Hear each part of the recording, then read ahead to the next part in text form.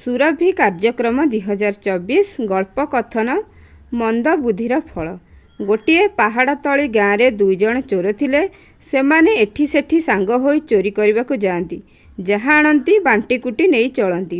କେତେବେଳେ କେଉଁ ଲୋକ ହାବୁଡ଼ରେ ନ ପଡ଼ି ସେମାନେ ନିରାପଦରେ ନିଜର ବୃତ୍ତି କରିଚାଲନ୍ତି। ଚୋର ଘର ସବୁବେଳେ ଅନ୍ଧାର ନଥାଏ।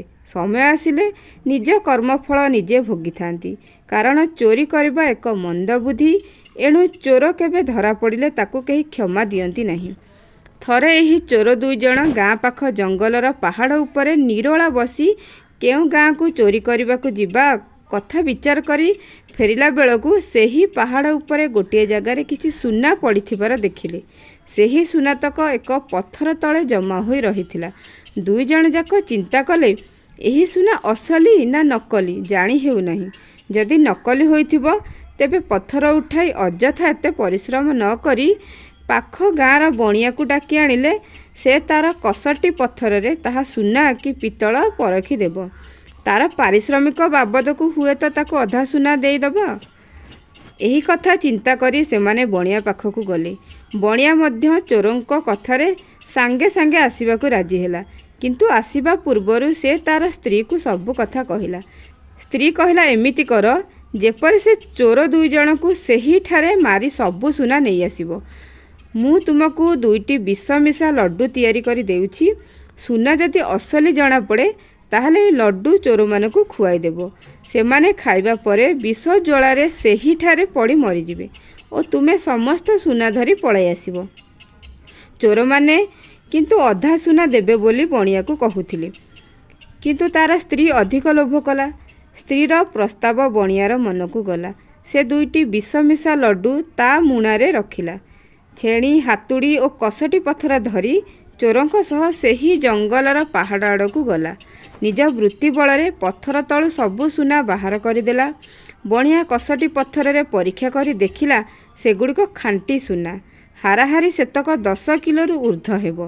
ବଣିଆଠାରୁ ଖାଣ୍ଟି ସୁନା ଜାଣିବା ପରେ ଚୋରମାନେ ଚିନ୍ତା କଲେ, ଯଦି ବଣିଆକୁ ଏଠି ମାରି ଦିଆଯାଏ ତେବେ ତାକୁ ଅଧେ ସୁନା ଦେବାକୁ ପଡ଼ିବ ନାହିଁ।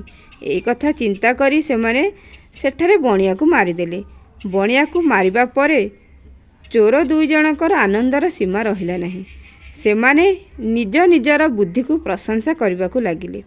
ଏହାପରେ କେଉଁଥିରେ ସୁନା ପୁରାଇ ନେବେ ଏହି କଥା ଭାବୁ ଭାବୁ ବଣିଆ ଆଣିଥିବା ମୁଣିଟି ଉପରେ ତାଙ୍କର ନଜର ପଡ଼ିଲା।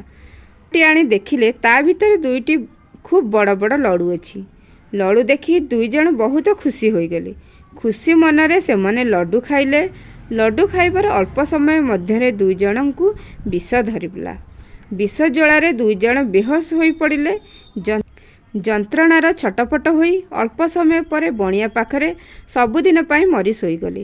ଖାଣ୍ଟି ସୁନା ସେହିଠାରେ ରହି ଚକଚକ୍ କରୁଥିଲା।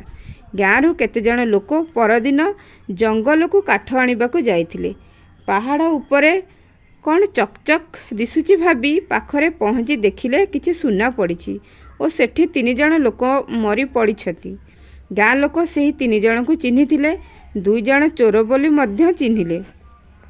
ଆଉ ଜଣେ ପାଖ ଗାଁର ବଣିଆ ଜାଣି ଭାବିଲେ ଏହି ଚୋର 2 ଜଣ କେଉଁଠୁ ସୁନା ଚୋରି କରି ଆଣି ବଣିଆକୁ ଡାକି ଏଠି ନିଶ୍ଚୟ ପରୀକ୍ଷା କରୁଥିଲେ।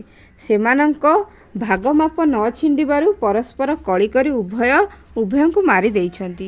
ଏହା ଭାବି ଉଭୟ ଚୋର ଓ ବଣିଆ ଘରକୁ ଖବର ଦେଲେ। ସେମାନେ ଆସି ସେମାନଙ୍କ ଶବ ସଂସ୍କାର ପାଇଁ ଗାଁକୁ ନେଇଗଲେ। ଗାଁବାଲା ଏକାଠି ହୋଇ ସବୁ ସୁନାତକ ନେଇ ଗାଁର କୋଠା ଘରେ ରଖିଲେ।